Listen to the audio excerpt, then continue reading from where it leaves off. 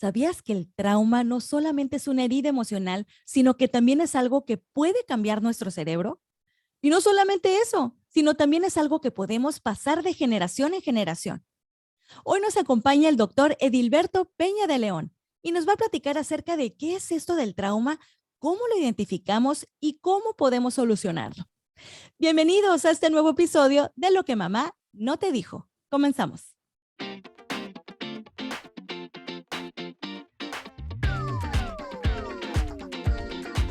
Edilberto Peña de León es un destacado neuropsiquiatra, experto en depresión, salud mental y neuromodulación con más de 30 años de experiencia ayudando a miles de personas a mejorar su calidad de vida. Es fundador y director del Centro de Investigación del Sistema Nervioso CISNE México y autor de diversos artículos de investigación y libros nacionales e internacionales. Edilberto Peña de León está con nosotros en Lo que mamá no te dijo. Y bien amigos, pues está con nosotros Edilberto Peña de León. Hola, Betty. Bienvenido. Gracias por la invitación y es todo un placer platicar contigo acerca de la salud mental, que es lo que me apasiona. Claro, y gracias a la tecnología y a las redes, pues bueno, cada vez hay más información disponible y de repente también mucha desinformación, hay que decirlo. Y se ha trivializado mucho la palabra trauma. Para todo decimos, ay, está traumado este cuate, o ay, pasó algo y me traumé. ¿Qué es esto del trauma realmente? Sí, y es muy bueno empezar hablando de esta manera, porque hay que cooperar a quitarle el estigma a los términos de enfermedades en salud mental. O sea, uno no dice tengo una gastroenteritis aguda, uno dice pues tengo diarrea o me siento mal de la panza. En temas de salud mental, pues uno tendría que decir estoy sorprendido, me siento sacado de onda, me siento fuera de órbita, pero no andarle poniendo nombre de enfermedades. El trauma viene de traumatismo, lo cual tenemos referido a temas físicos, a ortopedia y traumatología, donde un golpe produce una fractura, un golpe en la cabeza produce una lesión, un derrame. Y justo quiero traer a colación, entenderlo de esa manera, porque eso es lo que pasa en el órgano mental, que es el cerebro, cuando nos enfrentamos a un evento extraordinario, fuera de orden, fuera de órbita, que no lo tenemos presupuestado, que me agarra destanteado. Pensemos en un temblor. Ahorita estamos tranquilitos, suena la alarma sísmica, yo ni lo planeaba, ya no sé dónde está mi maleta de salvación, dónde está mi computadora, ni la cartera, no me bajé ni los zapatos, ¿no? Cuando viene uno de estos eventos fuera de toda cuestión ordinaria, extraordinarios, nuestro organismo lo interpreta como una cuestión de vida o muerte. Le empleamos el 100% y entonces viene mi mejor atención, mi mejor concentración, se me dilatan las pupilas, se me reseca la boca, se me acelera el corazón, se me sube la presión, viene toda la sangre a los músculos y de vida o muerte para resolverse en unos minutos. El problema un poquito en la vida moderna es que estos eventos traumáticos no se resuelven en segundos, no se resuelven en minutos, me pueden afectar días, semanas, años en una cuestión traumática y mi organismo y mi cerebro no están preparados para eso y es cuando tenemos propiamente las enfermedades traumáticas. Claro, entonces quiere decir que un trauma vendría siendo igual a un golpe emocional. Uh-huh. Esa sería una muy correcta traducción. El golpe no lo veo venir, ahí está, pum, de repente me pega.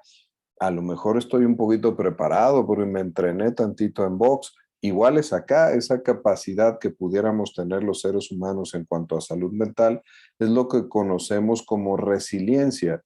Es de eso que se va entrenando, a veces lo traemos de sangre, pero venimos preparados para enfrentar tragedias, entenderlas, adaptarnos, sacar lo mejor de nosotros, incluso algunas veces, y no me dejarán mentir algunos que nos estén escuchando, de crisis sacamos cosas buenas y salir adelante de los problemas.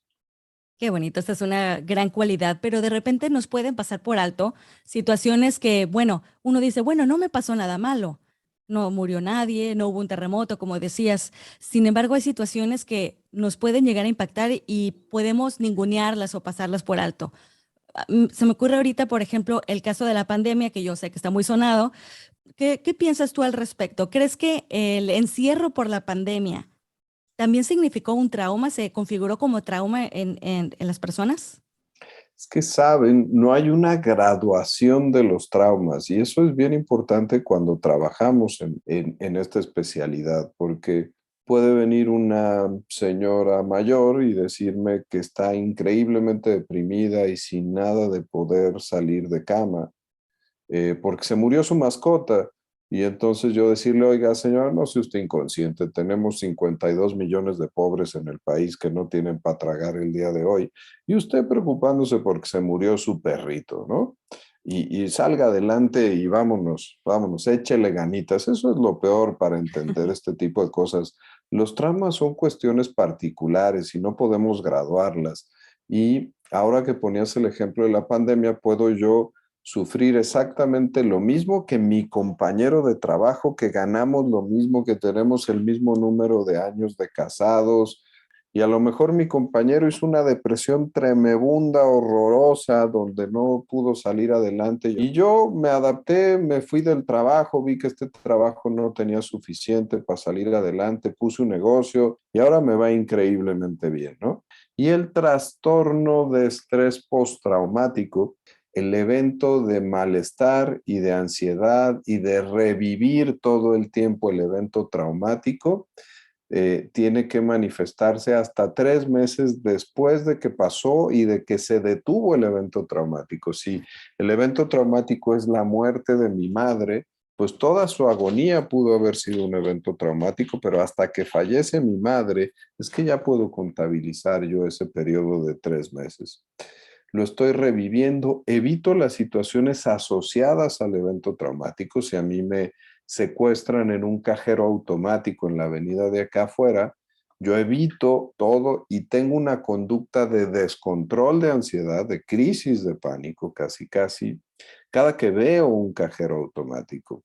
Tengo pesadillas, tengo la revivificación como si estuviera en el mismo evento traumático, no como alguien que está ya meses después y lo está platicando. A esto es a lo que se le llama estrés postraumático. Y bien importante decirlo así porque ahora con la pandemia o los temblores dicen, es que las personas están desarrollando estrés postraumático y lo dicen a los días o a la semana de que pasó el evento traumático. Y esto no es así. Necesitamos este requisito de 3 meses para hablar de trastorno de estrés postraumático. Porque he escuchado que incluso hasta pueden pasar años que no manifestamos nada y de repente, ¡pum! Los mejores ejemplos que pueden ver hasta en el cine son los casos de los veteranos de guerra y pues casi siempre las películas son americanas.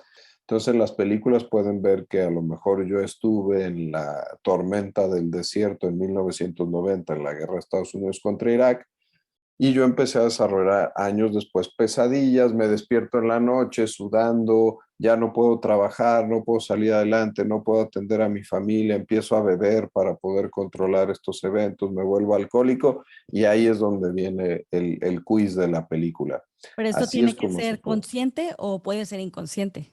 Absolutamente inconsciente. Tú no tienes control, ni modificación, ni manipulación de este tipo de síntomas. Eso te controla, te domina, no se quita con ganas, con empuje, con entender las cosas. A lo mejor alguien puede estarnos oyendo, ya entendí que eso es lo que me está pasando. Perfecto, ya con la lógica lo voy a entender y lo voy a poder modificar. Y la verdad es que este tipo de cosas, como lo ven ahí en las películas de los veteranos de guerra, no es algo que se pueda controlar. Claro, esto del trauma no se quita nada más con pensamientos mágicos o libros motivacionales, ¿no? Y acerca del trauma y de la herida que ocasiona, ¿qué tanto impacta a nivel corporal? ¿Qué modificaciones existe en el cerebro, por ejemplo, o en el sistema nervioso? Qué bueno que lo citaste así, porque hay que conceptualizar al cerebro como el órgano de la salud mental. Es un órgano más que así lo tenemos que cuidar. Y cuando tenemos un evento traumático, tenemos una increíble agresión al cerebro. Pero también, ¿qué tan bien he cuidado a mi cerebro? ¿Qué tan bien lo he entrenado? Es lo que puede aguantar. si no lo he cuidado bien, si no tiene buenos mecanismos, viene el golpe y este golpe afecta mi neurotransmisión. Así es como nos comunicamos. Pensemos que para yo dar una adecuada respuesta a un evento emergente, tengo una reserva de neurotransmisores que están ahí. Si los tengo muy bien, van a salir y eso va a funcionar para que yo salga adelante. Pero si ya los tengo mal, entonces ahí se quiebran y es esta relación que a veces cuesta trabajo a las personas entender de cómo algo que pasó afuera está modificando mi química cerebral. Pero así pasa. Oye, ya se acabó la pandemia, ya se acabó el evento traumático, ya se murió tu mamá, ya descansa, fue un cáncer súper largo, complicado. Hombre, ya, respira. No, el cerebro ya se desequilibró y ya se manifestó. Y esos cambios en el cerebro, además, como una enfermedad, tienden a cronificarse. Ningún órgano de nuestro organismo está preparado para enfrentar un insulto de manera prolongada. Entonces, imagínense que yo tengo una infección y tengo el antibiótico y no me lo tomo y dejo que viva y que viva y que viva.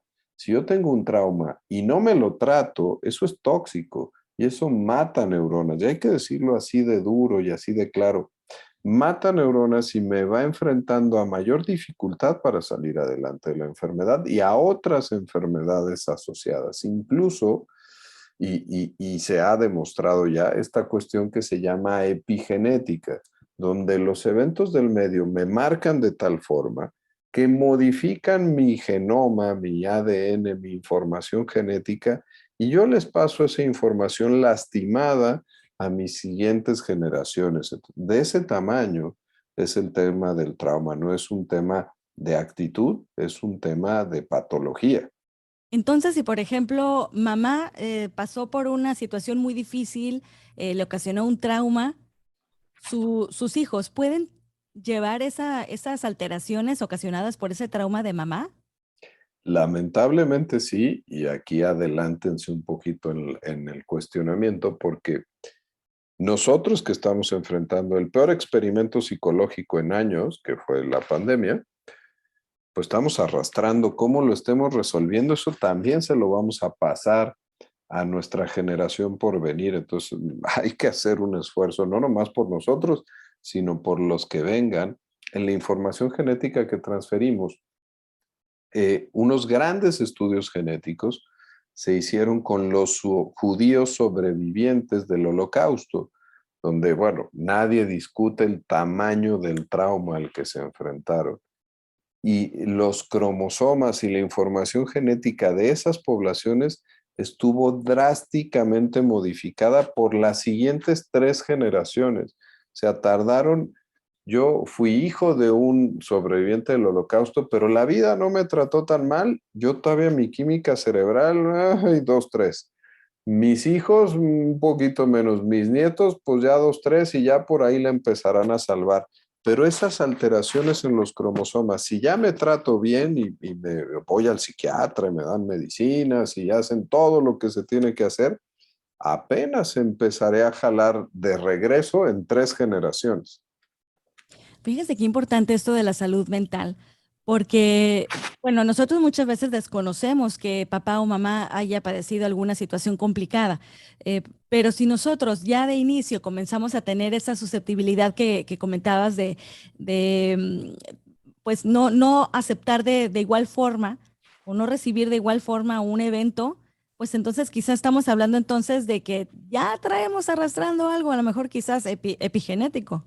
Sí, y eso abre un poquito una gran discusión que se ha tenido en los últimos 10 años en el área de la psiquiatría sobre lo que me pasa en mis edades tempranas. Ahorita lo veíamos de generación en generación en la epigenética, pero en mis edades tempranas, ¿qué pasa con un cerebro tiernito, en desarrollo, que va creciendo? El cerebro se termina de formalizar y fíjense que todavía hay plasticidad neuronal hasta los 21 años de edad y todavía seguimos teniendo plasticidad. Pero si me agarra un evento violento, traumático, ya sea abuso físico, psicológico, sexual, en una edad altamente temprana, eso modifica en forma exponencial mis posibilidades de tener otros padecimientos de salud mental en el resto de mi vida.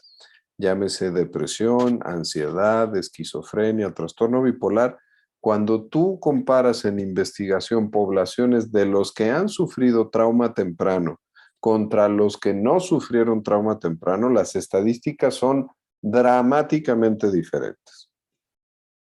¿Cómo podemos, por ejemplo, seguramente nos están escuchando padres de familia, cómo podemos detectar si nuestro hijo trae cargando ese tipo de información? Si nosotros pues tenemos por ahí asuntos no resueltos, ¿cómo podemos identificar cuáles son esas señales de alarma que nuestro hijo puede estar presentando toda esa información arrastrando?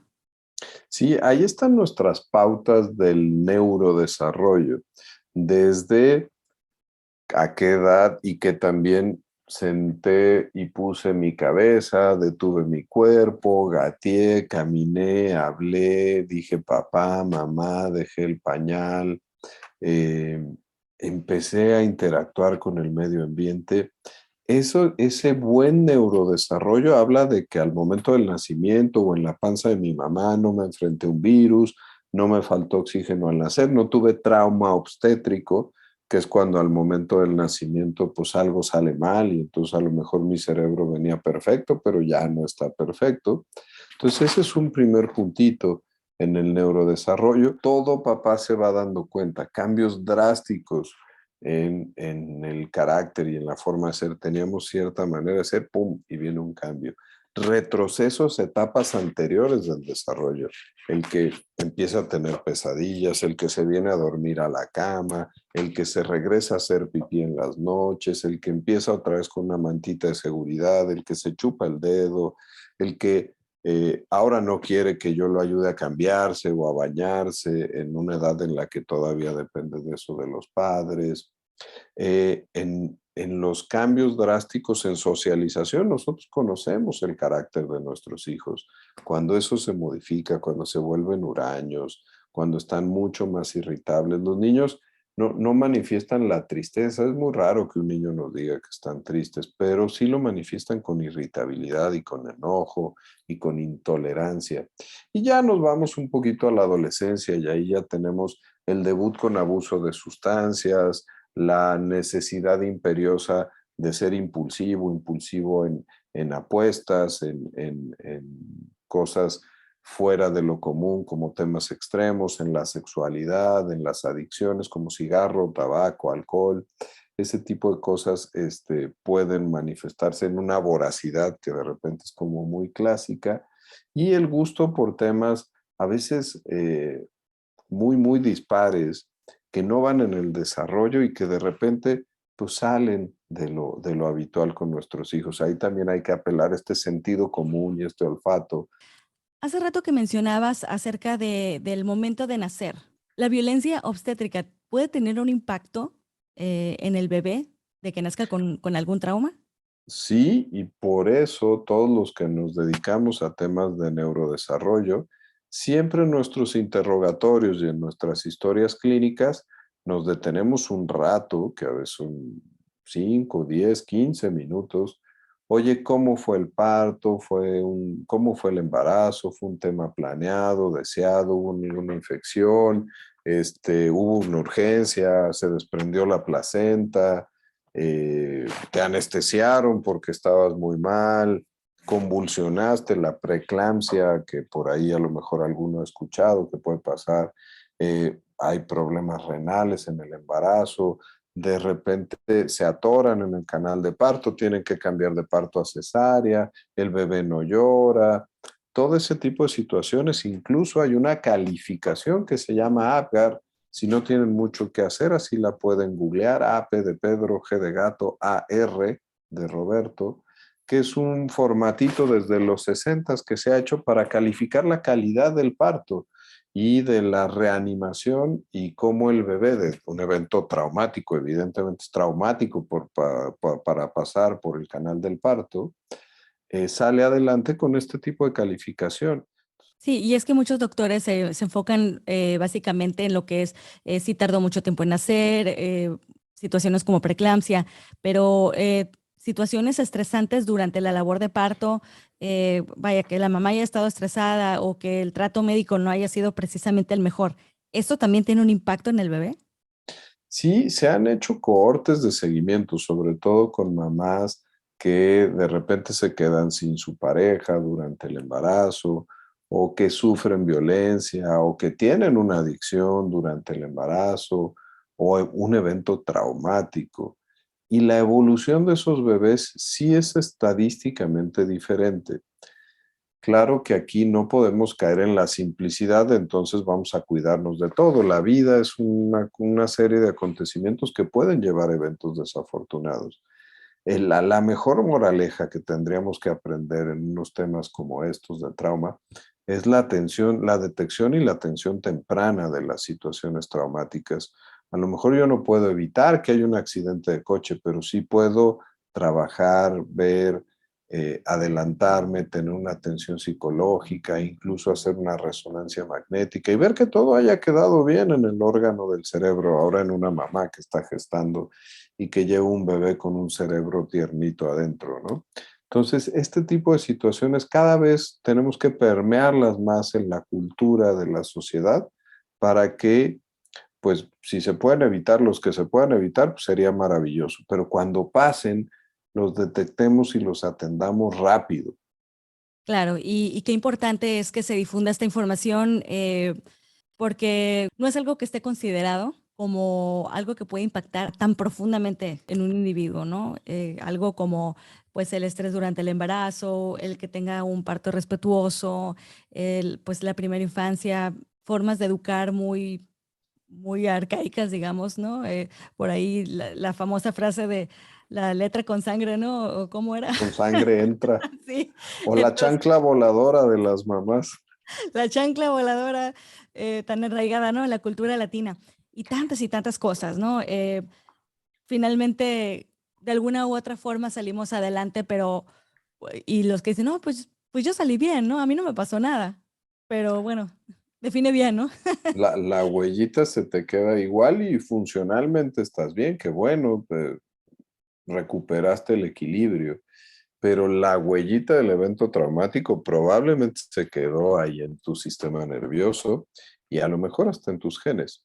Y aquí vale la pena de repente decir estadísticas que se están trabajando y que son editoriales de expertos en epidemiología de los trastornos mentales, que dicen que eventos como los que sufrimos estos 3 últimos años han desencadenado la tormenta de lo que iba a pasar en los siguientes 10 años en salud mental. A lo mejor yo me iba a deprimir en 5 años con mi divorcio. Ahora me deprimí con lo que experimenté en la pandemia. Pues, por eso es que ahora, más que nunca, las personas han tenido contactos, y no ellos, con seres cercanos que están teniendo problemas de salud mental, porque nunca en la historia de la humanidad hemos tenido más problemas de salud mental. Qué increíble. Lo que mamá nos dijo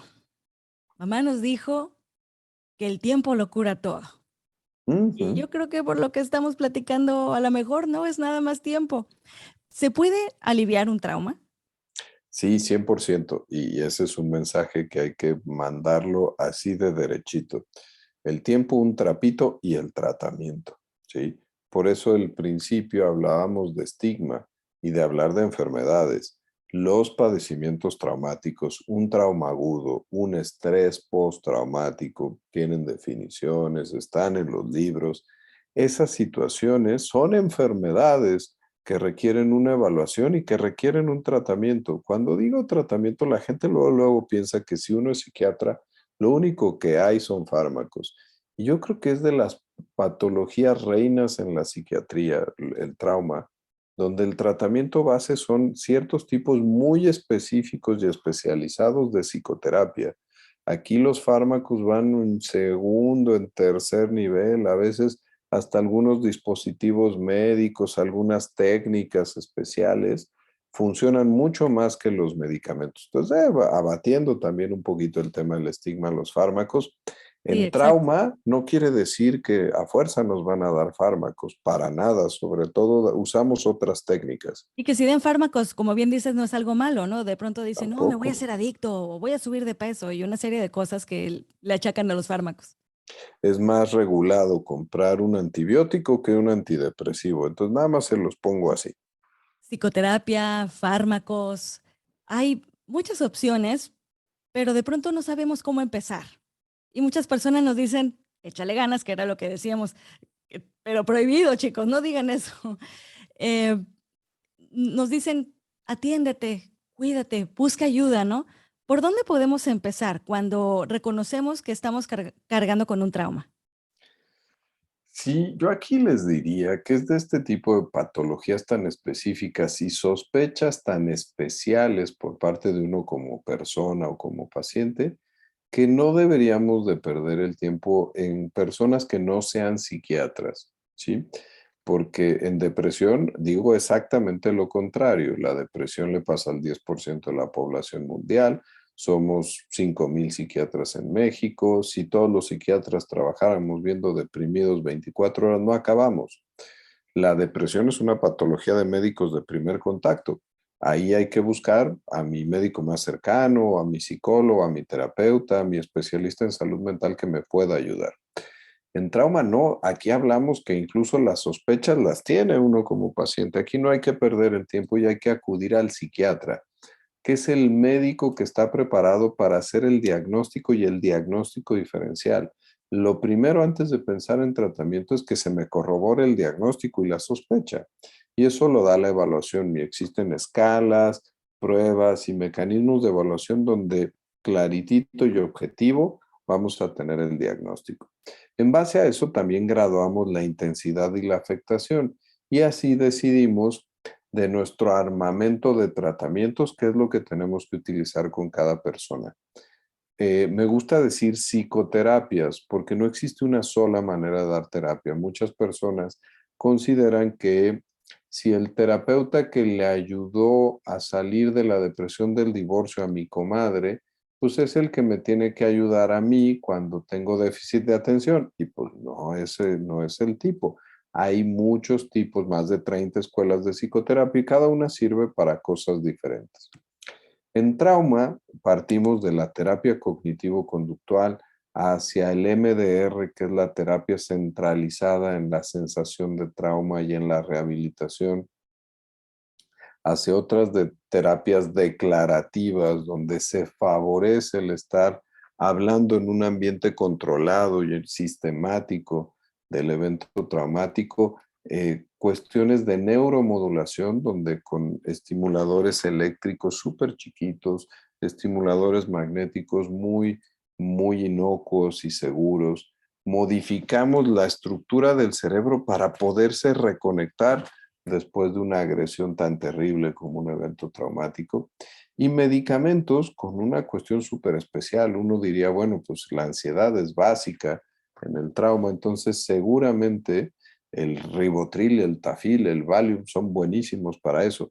Aquí si utilizamos esta familia que son benzodiazepinas, estas perpetúan el evento traumático, lo fijan y lo hacen más difícil de tratar.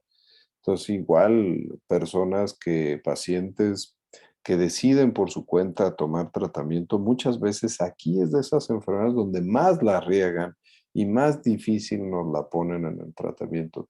Y es que el problema es que vivimos en una sociedad en la que si pedimos ayuda, pues somos vistos como débiles o sentimos que vamos a ser vistos como débiles. ¿Qué mensaje le darías a las personas que piensan, ay, no voy al psiquiatra porque no estoy loco? O qué van a decir si voy a terapia? ¿Qué mensaje les darías el día de hoy? Uno, y lo mencionamos durante la charla, las cosas malas pasan. Entonces, todo aquel que dice, bueno, pues es que a mí he tenido la suerte de que no me ha pasado nada malo, pues no es ninguna suerte, seguro te va a pasar, lástima, ni modo.